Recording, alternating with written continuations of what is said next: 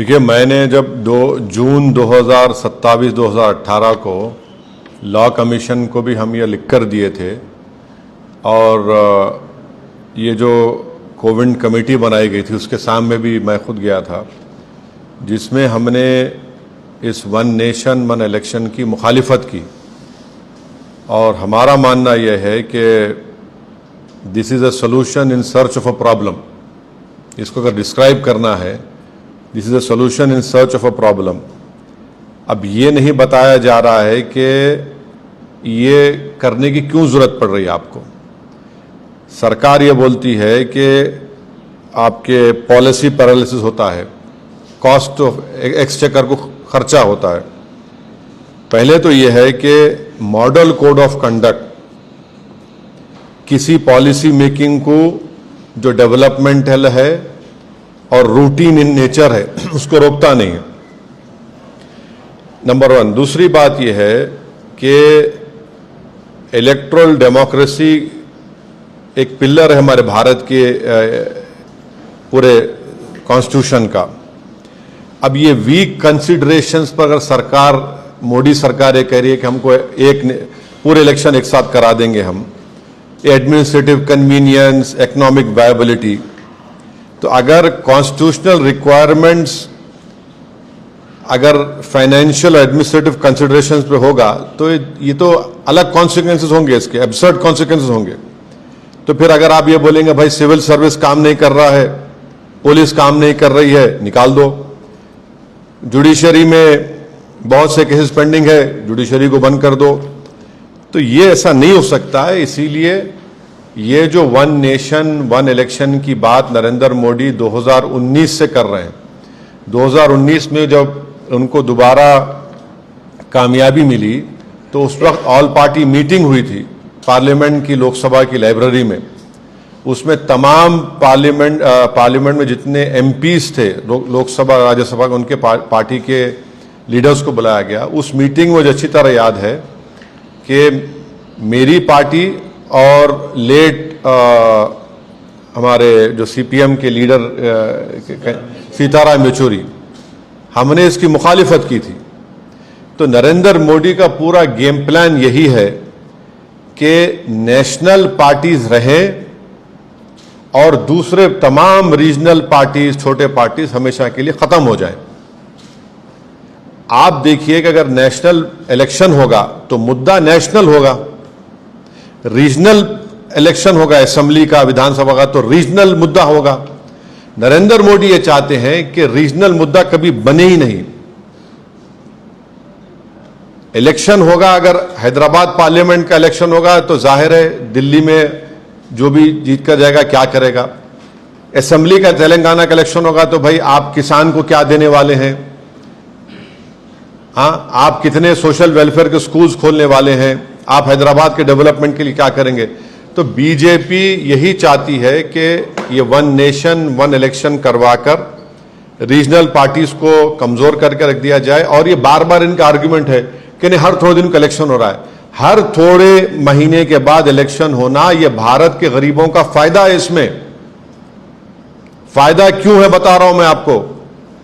जब कभी भी चुनाव होता है नरेंद्र मोदी पीछे हटते हैं, जनता के हित में कोई ना कोई फैसला लेना पड़ता है उनको, चाहे पेट्रोल की कीमतें कम हो जाती हैं, कुछ ना कुछ उनको किसानों को देना पड़ता है। तो ये इलेक्शन होना जरूरी है, क्योंकि जो भी सरकार होगी वो हमेशा अपने खड़े भी रहेगी जनता की खिदमत के लिए। अगर आप 5 साल के बाद पूरा चुनाव कराएंगे तो जनता का जो वोट का बार्गेनिंग पावर है हमेशा के लिए खत्म हो जाएगा। अब हरियाणा को चुनाव हो रहा है, महाराष्ट्र को चुनाव हो रहा है। नरेंद्र मोदी ने कितने मर्तबा जाकर महाराष्ट्र में इनॉग्रेशन किया बताइए, कितने मर्तबा जाकर ये डेवलपमेंट वो डेवलपमेंट का काम मैं कर रहा हूं, फाउंडेशन डाल रहा हूं।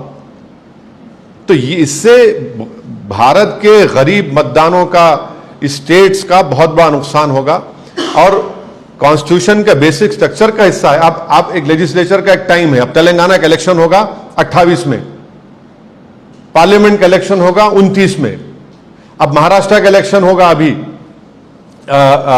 नवंबर में, 5 साल के बाद होगा, 29 में होगा, बिहार का इलेक्शन होगा बाद में होगा। आप कैसे सबको उसका टाइम कैसे खत्म करेंगे? आप होते कौन है टाइम खत्म करने वाले?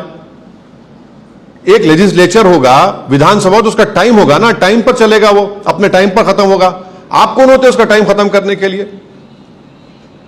अब जीएचएमसी का है, अब उसका टेन्योर खत्म होने वाला है, आप बोलेंगे नहीं हम एक साथ कैसे कराएंगे? आप क्यों कराएंगे? अच्छा, बीच में अगर सरकार गिर गई क्या करेंगे आप? फिर क्या करेंगे आप? तो ये भारत के जमहूरियत के लिए, भारत की फेडरलिज्म के लिए, भारत के संविधान के बेसिक स्ट्रक्चर के लिए ये ठीक नहीं है, और गरीब जनता के लिए ठीक नहीं है, किसानों के लिए ठीक नहीं है, युवाओं के लिए ठीक नहीं है। पैसे तो हर इलेक्शन के लिए अलॉकेट होते हैं ना, विधानसभा बिहार का या हरियाणा का हो रहा है, उसके लिए कश्मीर का हो रहा है तो पैसे अलॉट हो रहे हैं, महाराष्ट्र का होगा पैसे अलॉट होंगे, और फिर उसके बाद झारखंड का होगा पैसे अलॉट होंगे।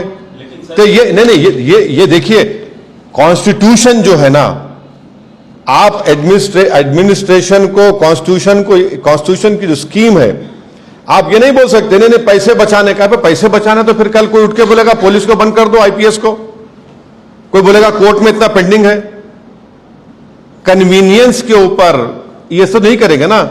कॉन्स्टिट्यूशन चलेगा तो कॉन्स्टिट्यूशन प्रिंसिपल्स के ऊपर चलेगा।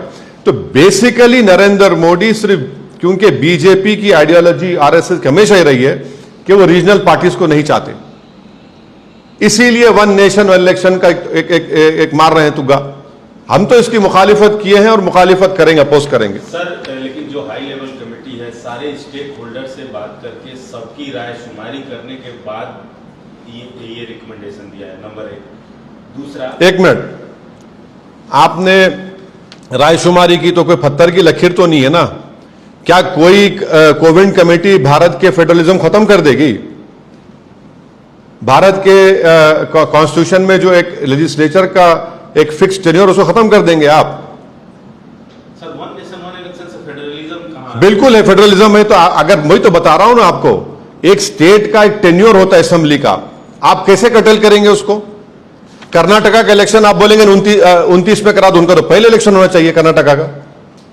आप कौन होते भाई? स्टेट की जनता का आप क्यों छीन रहे हैं? कर्नाटका की जनता बोलेगी भाई मैं इसको पसंद करूंगा, नहीं पसंद करूंगा। यूपी की जनता बोलेगी। आप कौन होते बैठकर करने वाले दिल्ली से? आप यही चाह रहे हैं सेंट्रलाइज हो जाए हर चीज। पहले आप देखिए कि आज साउथ इंडिया में कितना गम और गुस्सा है। 100 रुपये हम देते तो तेलंगाना को कितने पैसे आते? कितने पैसे आते कर्नाटका को? ये सब आर्गुमेंट्स निकलेंगे उसमें।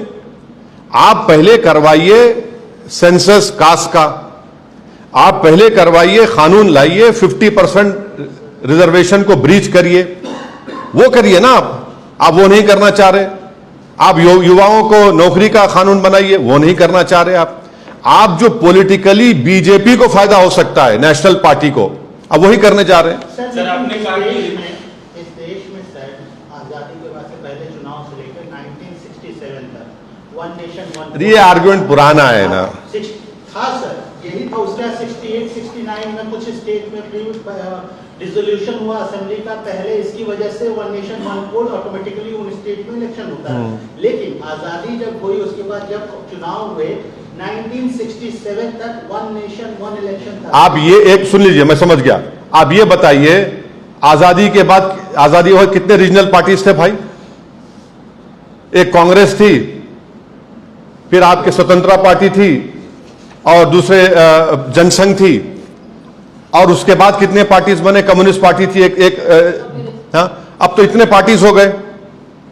आप वो टाइम पे ले जाना चाह रहे, यही तो कह रहा हूं ना मैं। आप वही टाइम पे लेके जाना चाह रहे कि सिर्फ मैं रहूं हीरो और कोई ना रहे, मैदान मेरे लिए साफ है और मैं चलता रहूं। ऐसा नहीं होने वाला है। आपने कहा कि रीजनल पार्टियों को खत्म करने की साजिश है, केवल नेशनल पार्टीज को बढ़ावा देने की। तो क्या आप बतौर रीजनल पार्टी अदर और दूसरी रीजनल पार्टी के पार्टियों से कंसल्ट करके इस चीज को उठाएंगे? एक कोई कॉकस या नहीं नहीं, देखिए ये सवाल अभी उठता ही नहीं है। मैं अपनी राय देने के लिए यहां पर बैठा हूं। मैं शुरू से प्राइम मिनिस्टर की जो उस वक्त मीटिंग हुई थी, उस वक्त मैं और लेट येचुरी साहब ओपनली मुखालिफत किए थे, और उस मीटिंग में नरेंद्र मोदी का चेहरा लाल हो गया था एकदम, क्योंकि जितने पार्टीज थे वो मोरलेस सपोर्ट कर रहे थे। अब किसी नाम लेना नहीं चाह रहा मैं। बास का एम्बिग्यूअस स्टैंड था, मगर क्लियर कट स्टैंड हमारा और येचुरी साहब का था कि हम इसके खिलाफ हैं। और नरेंद्र मोदी उस मीटिंग अच्छी तरह याद है, अगर मिनट्स है तो निकाल के दे दे गवर्नमेंट। मोदी ने कहा कि देखिए महाशय ऐसा बोल रहे हैं कि हमको फायदा होगा और नेशनल पार्टीज को फायदा होगा। मिसाल दिए मोदी, देखिए जगन आंध्रा में उस वक्त क्या हुआ, उड़ीसा में क्या हुआ। मोदी हम नहीं चाहते, बीजेपी नहीं चाहती, आरएसएस नहीं चाहती कि रीजनल मुद्दा कभी बने चुनाव में। सर आप विरोध के नाम पर इकलौता विरोध करते हैं, अकेले विरोध करते हैं, विरोध करके बैठ जाते हैं। जब विरोधियों को साथ आने की, खड़े होने की बात होती है तो आपने, इसीलिए आप टीम बी टीम होने का आरोप नहीं, आप विरोध करके बस बैठ जाते हैं। विरोध नहीं, देखिए अब देखिए, तभी तो आप यहां पर आए हैं ना, वरना क्यों आते क्या आप? इतने लोग माशाल्लाह, देखिए इतने लोग आ गए एक दीवाने को सुनने को, तभी तो कुछ है ना कि हमारी बात में सब्सटेंस है। ऐसी तो बात नहीं, विरोध करना जमहूरियत का हिस्सा है। अगर विरोध नहीं होगा तो फिर डिक्टेटरशिप हो जाएगी। रीजनल पार्टी से कंसल्ट करके नहीं, हम इसके, मेरा बोलना है कि वन नेशन वन इलेक्शन के AIMIM पार्टीज के खिलाफ थी, है और रहेगी। अगर पार्लियामेंट में लेकर आएंगे हम उसका अपोज करेंगे। जनता के पास भी जाकर हम बताएंगे कि आपका नुकसान होने वाला है। अगर कोई सरकार 5 साल के लिए बन जाएगी, क्या काम करेगी भाई? वो प्रदेश का मुद्दा कभी मुद्दा ही नहीं बनेगा। अब इतना बड़ा स्टैचू गिर गया छत्रपति शिवाजी का, अपन सोचिए थोड़ी देर के लिए, अगर एक चुनाव होगा तो मोदी बोलेंगे मैं ही सबसे बड़ा हूं, बस मुझे देखो, मैं बोल रहा हूं। कभी नहीं बनेगा। अब उत्तर प्रदेश में मोदी ने कहा था कि वो जो जानवर रोडों में भाग रहा है, थर्ड फेज के बाद कहा वो जानवर आज भी फिर रहा है, खा रहा है। ये बेसिक स्ट्रक्चर के खिलाफ है, फेडरलिज्म के खिलाफ है, कॉन्स्टिट्यूशन की जो स्कीम है उसके खिलाफ है, और ये डेमोक्रेसी के लिए ठीक नहीं है और जनता के लिए ठीक नहीं है। चुनावों को नजर में रखते हुए 2027 में जो उत्तर प्रदेश के चुनाव, उसको लेकर शायद बीजेपी ये कर रही है, क्योंकि अभी लोकसभा के चुनाव में उनका परफॉर्मेंस उत्तर प्रदेश में उतना बेहतर नहीं हुआ है। क्या लगता है ये उत्तर प्रदेश के चुनावों को नजर में रखते हुए ये कोशिश की जा रही है?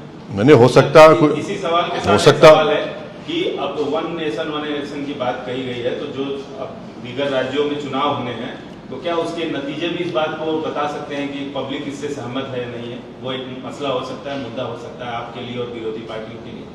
क्या मुद्दा होगा? जनता फैसला देगी अपना। ये तो लग रहा है कि हरियाणा बुरी तरह हारने वाले हैं बीजेपी, और फिर लगता है कि कश्मीर में इनका खाता नहीं खुलेगा। जम्मू में मुकाबला होगा। अगर जम्मू के मुसलमान मुत्तहदा तौर पर वोट का इस्तेमाल करेंगे तो वहां पर भी इनका बहुत बड़ा लॉस होने जा रहा है। हरियाणा में तो बुरा हाल है, जितना हम सुन रहे हैं, खुद बीजेपी में रिवोल्ट है।